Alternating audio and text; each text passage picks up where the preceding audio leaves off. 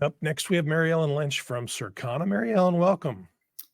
Thank you, Chris. Happy to be here and happy to have everyone join us as we drive to the end of the year. I'm Mary Ellen Lynch. I've been with Circana for a while, but I've worked across the research industry, analytics and research industry. Circana measures everything and does forecasting, provides points of view on things that you're doing. And Chris surprised me with that retailer report. Many of those things we can help you with: consumer insights, collaborative gateways with the retailers, concept testing for retail brands for the retailers. Reach out if you have interest in that area, but happy to be here. So today we're going to talk about insights for solving the private brand rubric. And interestingly, I was trying to figure out how to think about there's all these different things going on. And every time you go in one direction, it could impact something in the other direction or competitively. And so I was thinking about that as a rubric. Of course, that's a Rubik's Cube. Interestingly, my peers got it when I said rubric. When I told a young adult, they were like, isn't that supposed to have an X at the end? Anyways, I thought it was a good way of representing that it's continuously changing and you got to dial it all in just right to really have things sing.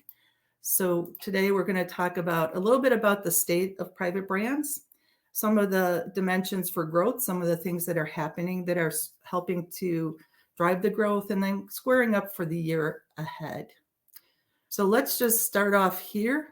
$200 billion, all outlets, based on our scan panel data. And that's a big number, right? And part of the reason for achieving that is the commitment to building brands and building them as good or better, and the consumers taking notice. It's an opportunity, and there are actually consumers that are, the private brand is becoming their brand, their preferred brand, and not just a product of choice, one of the choices on the shelf. And it's really demonstrating, the growth is really demonstrating that retailers are thinking beyond just price tiers and breaking ground in new areas and developing their own brands. And really all you have to do is look around and see what's happening on the shelves and the beautiful packaging that's occurring. And I really encourage anyone who's hasn't attended the Vertex Award, you're in for a treat, because some of this packaging and labeling is just beautiful and would stand out on shelf, not only on shelf, but also online. It's your billboard. It's the thing that can really attract new consumers to your brand. Sometimes they don't even know that it's the brand. We took a look at the retailers that were growing the fastest. So the retailers, we segmented all the retailers in our MULO data set, and we looked at the ones that were growing the fastest or had the most growth. And when we looked among them, their store brand growth was actually 4 points higher than the remaining retailers. So I think that speaks volumes to the importance of private brands. Now, we don't know if it's a chicken and egg right at this point. Is it the private brands that were helping to fuel that growth? Or is it because the retailer was growing, it had more funds to invest in building up those private brands? But it's very interesting and a very positive note for retailer brands. Now, to get to some top line numbers, total store private brand sales were up just over 5% based on dollars, and at that 200 billion mark. So continuing to grow up on a dollar perspective. But when you look at units, it's a little flat, just down under 1 point. And comparatively for national brands, dollars were up 3.5%, so lagging behind on a rate basis from private brands. And on a unit basis, actually down 3.3%. Now, what's interesting about that is the share actually went up for private brands in that more constrictive environment. So even though the total universe shrunk a little bit this year, private brand share went up. So it's actually overperforming, which is another good sign for private brands. Now I'm going to talk a lot about the food and beverage. We typically lean into that since that's a more dominant share of private brands, but let's give a little shout out to the non-food. And here all outlet dollar sales are up 3.1. And now if we jump back to food, We can see that's the one really growing where dollars are up 5.7%. So let's talk a little bit about the consumer and the private brand shopper. And it is a little bit complicated. Our world is getting more and more complicated all the time. And if you've seen me speak before, I really do like the University of Michigan Sentiment Index because it takes into account how consumers feel about their position now economically as well as in the near future. And right now we can see that sentiment index is just under 70. And right before the pandemic, it was at its highest level at 100, and it had been at 100, that index, for months and months. And then its lowest level was in June of 2022 at 50. So consumers really have not returned to their full happy place yet. And there's some reasons why. And a lot of it, you hear people speak about all the time. There's headwinds and there's tailwinds, and how that nets out for the individual consumer is kind of fuels how they feel about their position. And things are uneven depending on the households. Every household's affected differently. They're affected by a different combination. So gas prices were very much affecting the wage worker, people that had to commute to work, return to work. But recently, I actually got gas below $3 in the Chicago area, which has been unheard of for a while. Everyone's talking about student loan repayment, and that is going to negatively impact people's disposable income or discretionary income. Yet the SAVE program will save the day for many student loan holders. There's higher interest rates, but on the flip side, if you're not buying a house or buying a car, is it really impacting you at this time or some larger purchase? As long as you're not living on your credit cards. On the other hand, housing costs, there is 40% of homeowners have paid off their mortgages. So think about that. If you're a homeowner and you didn't have to pay a mortgage each month, how much discretionary income you would have. And again, back to the interest rates, some people are actually making money because of that, because they're putting more savings away. Job reports continue to be positive, yet not necessarily all jobs. And recently there's been another pocket of layoffs. So it's complicated, and it's really important for the retailers to understand their market, the profile of their specific store area, and the type of consumers shopping there and what their needs are. So when we talk to shoppers, we see now as of October that nearing 40% of them say they're going to continue to switch to private label more often. And that's actually peaking now, which is interesting. So even though conditions are improving, consumers are thinking about buying more private label. And I think part of that is they're discovering that these products are as good or better, and they're becoming routine purchases for them.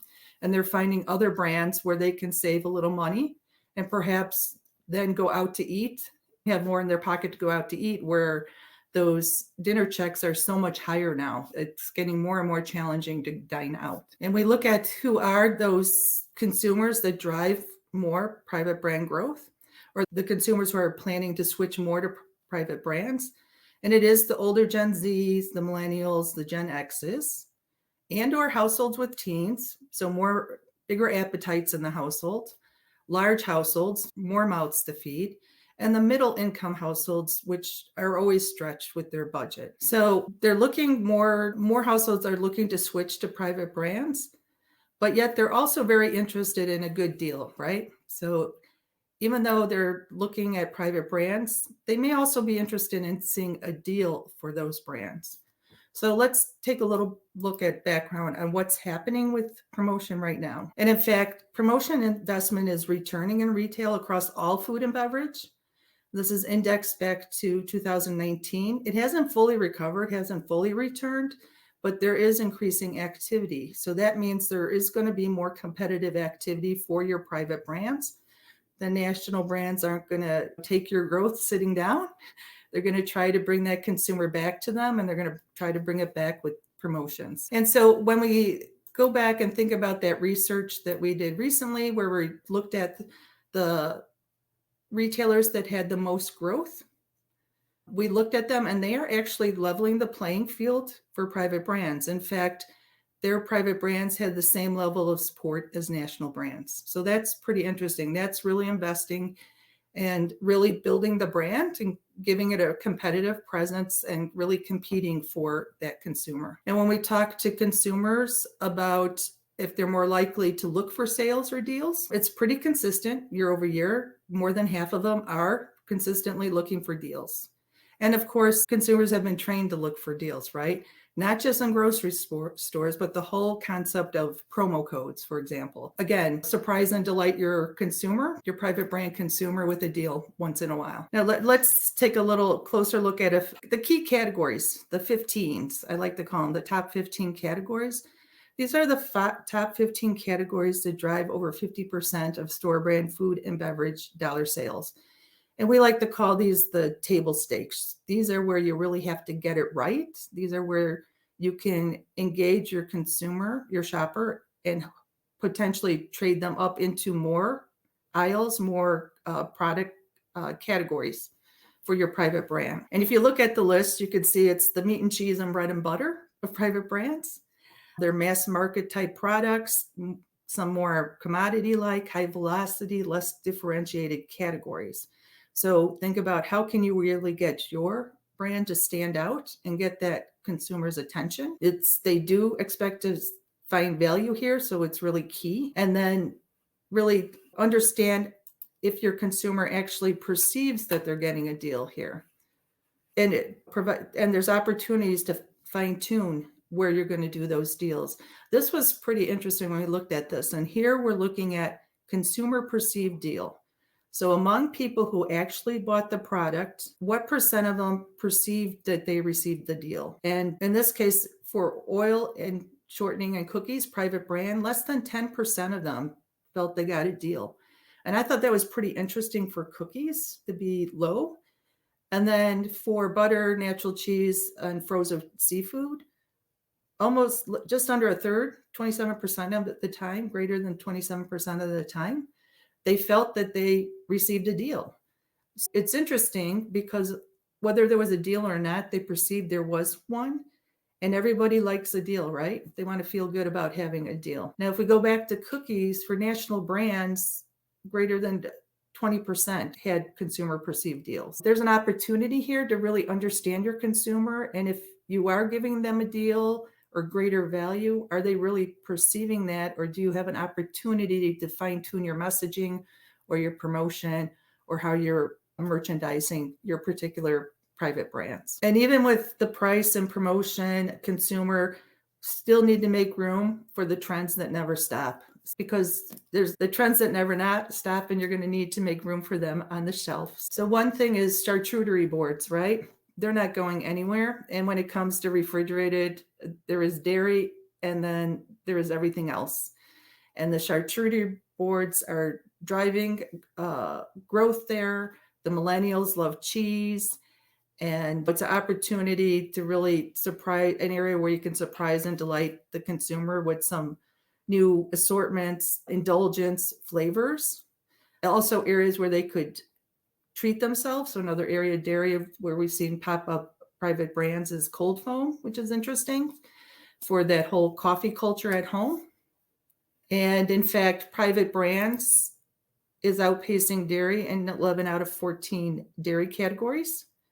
And one big area for both private brands and national brands, which you may be aware of already, is cottage cheese with the whole TikTok phenomena. So this is a throwback to your grandma's cottage cheese. What's old is new. So you never know where a trend is going to emerge and which cohort is going to really drive that. So again, when we go back to that group of growing retailers, we found that on average, they were giving more share of shelf to private brands. And in fact, 14% more share of shelf, which can contribute to that success of private brands in those retailers as well. And finally, when we mix the trends and the opportunities emerging, we saw frozen appetizers and frozen potatoes and onions outpacing national brands, but in fact growing overall.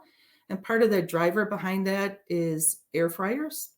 In fact, 60% of households or more own an air fryer. I recently became one of those and in fact bought a private brand air fryer. So it's important to stay on top of the trends And this Trader Joe's in this case was fortunate to get a shout out of all these particular products that work well with air fryers. So think about how you can merchandise or promote these items that align to a bigger trend that might not actually be in the store. It might be adjacent to your products to bring your shoppers' attention to them. And of course, the other areas where there's trends emerging, everyone's watching the Ozempic type drugs dynamics, and we're already seeing some national brands capitalize that. In my opinion, the products those types of consumers will look for will be one of two. They're either going to be looking for simple, nutritious food or nutrient dense products. Or when they have that cookie, they're going to want a really good cookie. They're going to want it to be really indulgent. And so we talk about these potatoes here and how private brands were outpacing national brands. And in fact, we could take a look across the country and see that's evident everywhere. It's outpacing, which is really interesting. So another dimension to keep in mind is how does that private brand play in different regions for that product in that competitive environment? And finally, really just to wrap up a few key ideas here, and that is consumers vote with their dollars. That's always been true. And really, there's an opportunity here, and I see it emerging, is that it's quality plus value. So the private brands that are really doing it right are high quality and a good value. And it really is resonating with consumers.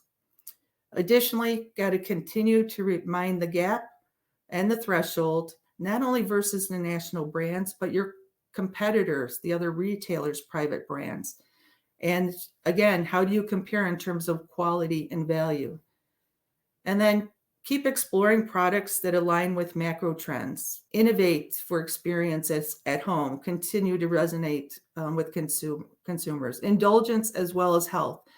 It's a breadth of opportunity around the macro trends. Sometimes it's not obvious what will really align with that trend and resonate with consumers. And another key trend, which is interesting, is the not overspending on things that you won't eat or overspending and having too much product that is wasteful. And that ties back to the sustainability. There's growing sensitivity around food waste. And continue to build awareness and stimulate trial to build trust. You got to get them to try it in order to trust it and come back and buy more. Leverage a variety of media. So there's a lot of retailer media going on. I get interestingly bombarded by a certain retailer's ads all the time when I'm watching YouTube TV, which is quite interesting. They clearly think I'm their target audience, but use a variety of techniques. You have a broad audience, a broad cohort, a broad group of consumers, many different cohorts in there, different media, different promotions are going to resonate with them. Be creative and really talk to your consumers and understand them and get those insights and put a great plan together. It's working. We're seeing evidence that the focus on building brands is driving success. So Chris, I'm going to hand it back to you. Oh, very good. Thank you, Mary Ellen. First of all, that was fabulous. Thank you very much. We appreciate you joining us. I did have two slide things going on, so I apologize for a little out of sync there. It's okay. It's okay. So we're still on the air. That's okay. We're still live. I love seeing the regional stuff because I think the US gets lumped into this big basket of one thing, and I can't imagine anybody more different than a housewife in Miami and a housewife or a husband or whoever in Seattle. They're just so dramatically different people. And you look at Europe, and the same thing could be said of Poland versus Portugal. It doesn't, right? Mm-hmm. So there's a lot of subtlety there. What surprised you this year? What are you looking at and thinking, gosh, I didn't think that was going to happen? Wow. I think there's some surprises in the retail competitive environment, some changes there, some expansion of the limited assortment retailers. I think it's nobody saw the Aldi SEG coming. I think as those retailers grow, they raise the tide for all private brands. Mhm. They make it a more competitive for the more conventional retailers, and they're very enticing to consumers. They seemed the one slide I had, the cheese slide, that actually is from a long format ad from Mhm. Aldi, and they nailed it with that Yeah. ad. So they're really it's the competitive environment, and I'm very curious to see how things transpire with that. Well, I'll tell you, we have a very small TikTok channel, very small, just Mhm, playing with it. But I did an Aldi TikTok on their charcuterie end cap. mhm. It's really just look at this cool end cap. That one blew up. It's because there's so many people so passionate about Aldi right now. It's just crazy. And it's organic passion. Mm, That fan base was growing before seeing them lean into more of the media. I think another opportunity that I'm really not seeing yet is really leveraging the retail media. The retailers have control over that and really seeing that being leveraged more in a bigger way for their store brands. yeah, I th I I agree. think they're becoming brands, and so really recognizing that and investing and owning in it to compete for the future is this No, is the moment. and I say they've always been brands. They've just been badly managed brands or not managed at all. Now they're actually managing their brand. Very good. Thank you, Mary Ellen. Okay, thank you, I appreciate the opportunity.